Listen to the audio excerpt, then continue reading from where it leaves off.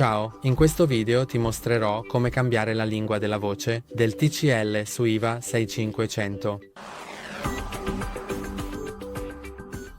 Clicca sui tre puntini nell'angolo in alto a destra, poi su Voce Robot.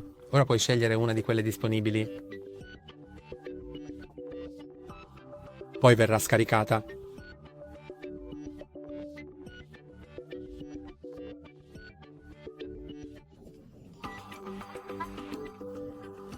E quando è scaricata verrà impostata e per tornare indietro. Basta impostarlo su un'altra lingua e si installerà di nuovo in questo modo. Reinstallala in questo modo. E questo è tutto per oggi. Metti like e iscriviti. Alla prossima!